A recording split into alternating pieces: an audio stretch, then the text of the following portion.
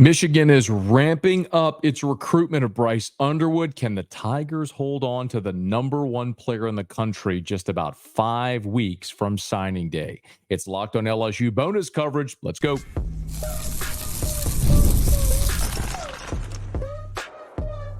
You are Locked on LSU, your daily podcast on the LSU Tigers. Part of the Locked on Podcast Network, your team every day. Okay, let's get it. It is Locked on LSU, your team every day. I'm your host, Matt Moscona. Thanks for making us your first listen every day. We are free, available wherever you get podcasts, of course, on YouTube as well. So please subscribe. And if you're on YouTube, please smash that like button. Today's episode is brought to you by Game Time. Y'all, it is getting very interesting around the number one player in the country, Bryce Underwood. As you well know, back in January, almost a year ago, Bryce Underwood, the number one player in the country for 2025, quarterback out of Michigan, committed to LSU. Surprised many in so doing, but he has held firm on that commitment as everyone in the country has tried to pull from him. He and his family have made many visits, both official and unofficial, to Baton Rouge, and this is a place where he has said routinely that he wants to be. But the in-state Michigan Wolverines are making a late push with head coach Sharon Moore. Now, Shea Dixon, our guy from On 3, the Bengal Tigers, is going to be here in just a minute. Of course, we talk to Shea once a week, and he went into detail, but his feelings about what's going on with Underwood and how LSU is responding to that. But first, the report from Pete Nakos of On 3 about Bryce Underwood. If you are living under a rock, or maybe you're just not into recruiting, Bryce Underwood is the number one player in the country for 2025, meaning he's about to sign coming up in December. He'll be an early enrollee. So in January, he'll be on a college campus, and he has been committed to LSU for more than a year now. The recruiting prediction machine from On 3 has a 94.1% to LSU. He is a consensus 5-star. He is the number one player in the country, the number one quarterback in the country. The only outlet that does not have him number one is Rivals, which has him number 2 overall. But anyway, he is the consensus industry number one player in the country. And it's not just necessarily about the ranking, but also the rating. Bryce Underwood is as highly rated as any player that LSU has ever signed. He's on par with guys like Leonard Fournette and Derek Stingley. That's the sort of rarefied air that we're talking about with this 6'4", 215-pound generational type player.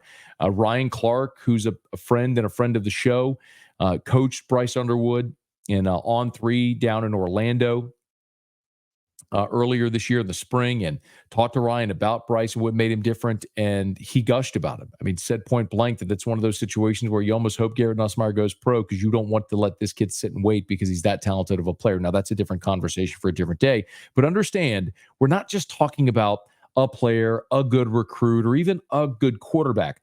We're talking about a potentially generational type player that you've invested so many resources into getting committed, and you're trying to hold on to him. And now the in-state Michigan Wolverines are making this late push. So Pete Nakos from On 3 says that with roughly 5 weeks from signing day, Michigan's making its best effort at a late run at Bryce Underwood. As a matter of fact, Nakos is reporting that Underwood is expected to land an NIL package valued above $5 million over 3 to 4 years. Now, that's regardless of what program. So even if he lands at LSU, what they're saying is even LSU has an NIL package in place above $5 million for Bryce Underwood. Now, the key here with respect to Michigan is that Sharon Moore and his staff have ramped up this dialogue with Bryce Underwood's family and his camp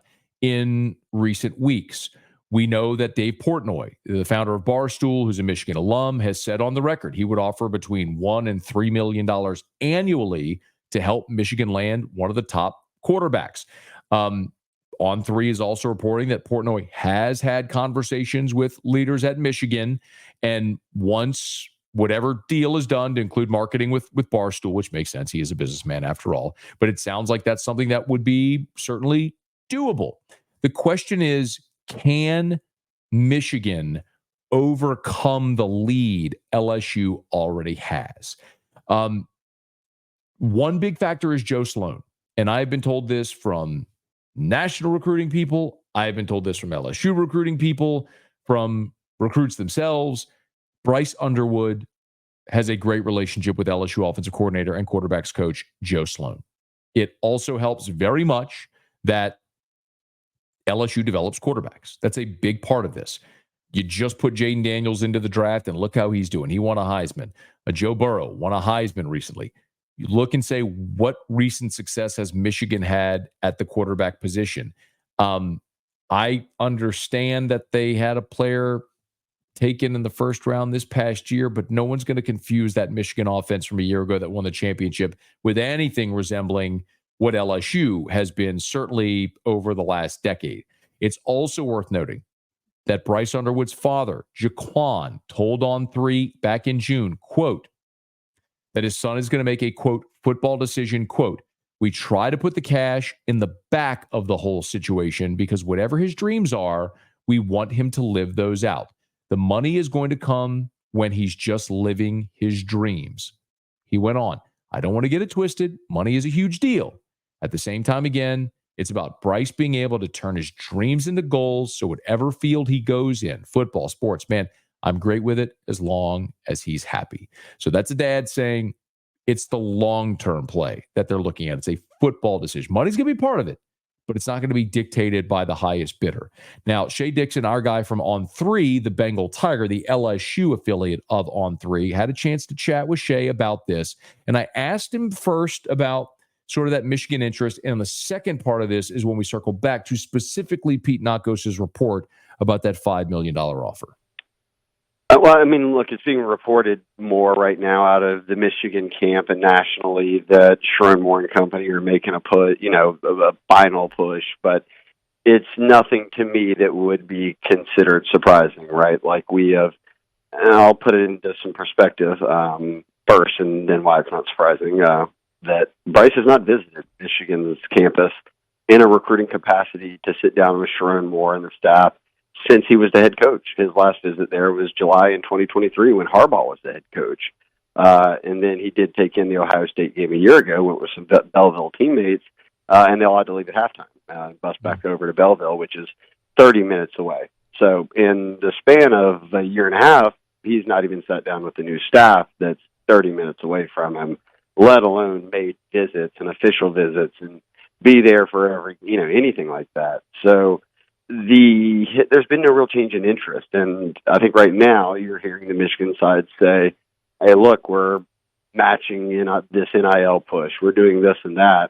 And for me, it's how I read it, Matt, is Sherrone Moore, first-year head coach in a year where Michigan is struggling, and certainly a quarterback, and the best quarterback in the past few classes, lives 30 minutes down the road.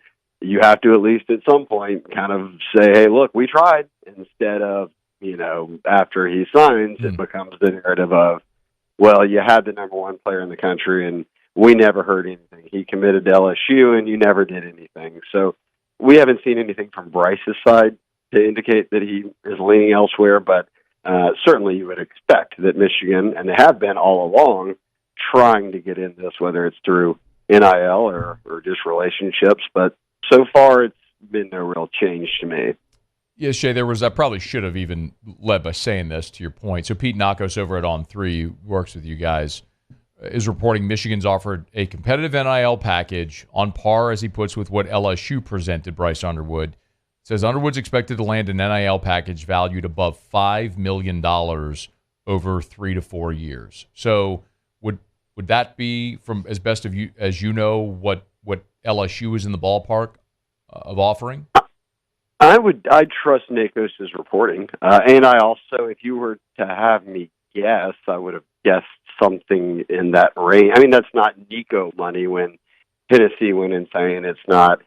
We're also moving into revenue share, more than likely. So how is it all broken down? But it doesn't surprise me. No, not at all. And it's believable. And I think that, look, Michigan is trying to ramp up their NIL efforts, which they've been, I know people have said, hey, look how much progress LSU's made over the past 6 months to a year. Michigan was in a bad spot, and even they were reporting that. So I think only recently have they started to kind of get a little bit of backing as Sherman Moore and them go through a season. What are they, 500? Where it's kind of like, hey, guys, we need some more NIL backing here if we want to get guys. And they've landed a few. I just think that Underwood might be a far cry at this point. Feels very far down the road. Some really good insight there from Shea Dixon. Hey, today's episode is brought to you by Game Time. Actually, let me do this.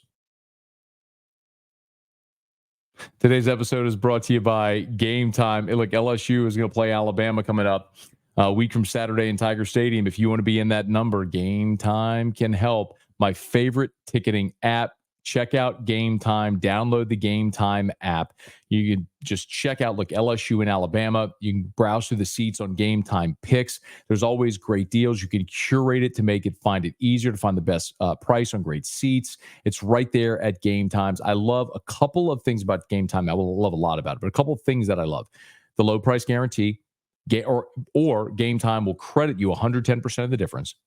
Also, Game Time ticket coverage. Your purchase is covered with the most flexible customer service policy in the ticketing industry.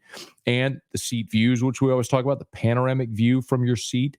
So you can see the view from your seat before you buy. And I love all-in pricing, probably my favorite feature on the app. You have to turn this feature on, and when you toggle over, it'll show you the total up front, so there's no surprise fees at checkout. It's all there with Game Time. Download the Game Time app, create an account, use the code LOCKEDONCollege for $20 off your first purchase. Terms apply. Again, create an account, redeem with the code LOCKEDONCollege, LOCKEDONCOLLEGE for $20 off. Download Game Time today. What time is it? It's game time. So as I react to what Shea Dixon had to say there and the Michigan situation, I think with Bryce Underwood, I think for us, and I'm assuming you listening to or watching this show, you might be an LSU fan. Most of you probably are. You probably are an LSU fan, maybe even from Louisiana. And so we have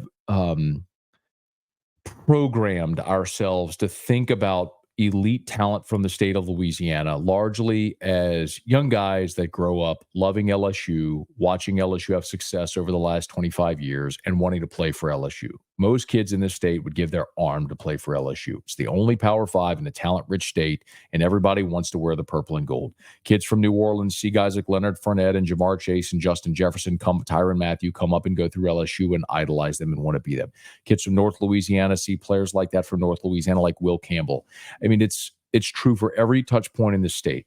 And so we always think of guys in the state wanting to go to the state. So maybe we're putting that same expectation or lens on Bryce Underwood with Michigan, when the reality is it just doesn't seem that way. It doesn't seem like that's a guy who grew up aching to play for Michigan and was just dying to go there. You heard Shea Dixon say it. The last time Bryce Underwood took a visit to Michigan was July of 2023. Jim Harbaugh was still the coach.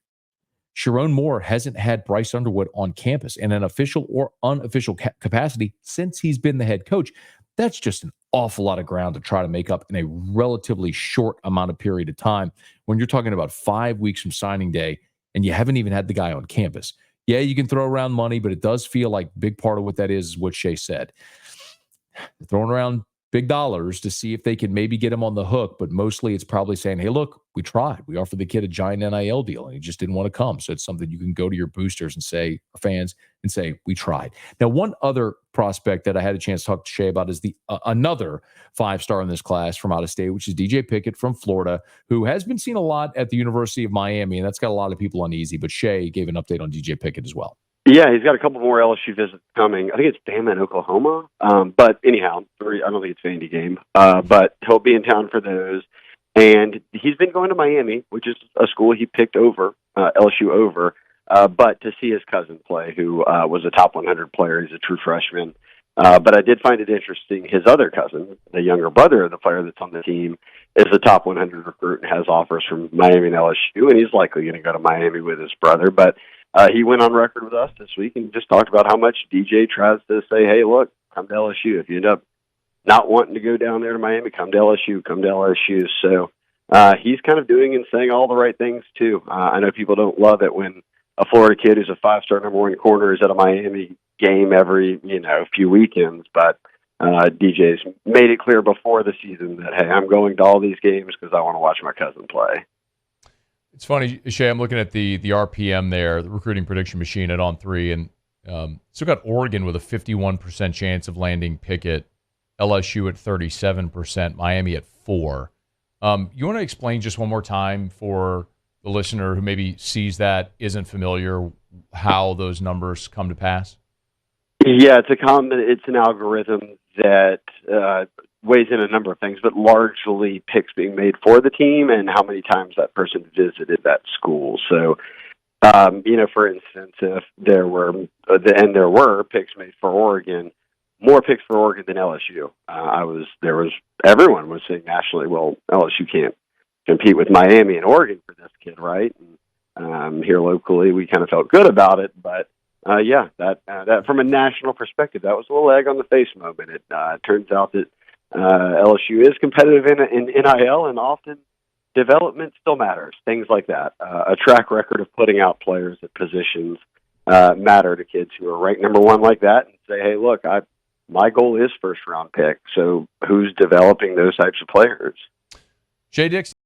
Tigers doing a pretty good job in this class. Currently, they're national rank 4th, 3rd in the SEC. The number one player in the country, Bryce Underwood. The number one cornerback in the country, DJ Pickett. The number one running back in the country, Harlem Berry.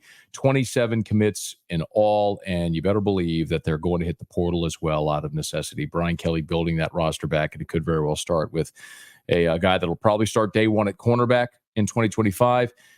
Depending on what happens with Garrett Nussmeier, quite possibly your quarterback in 2025 as well. We'll have it covered for you here on Locked on LSU. Thanks for making us your first listen every single day. If you're on a podcast, please subscribe on your favorite podcast app. Rate us, leave a review, let a friend know that if they love the Tigers, we got you here on YouTube as well. So if you're on YouTube, please subscribe, smash that like button, hit the bell so you're notified whenever we post a new video. It is Locked on LSU, your team every day.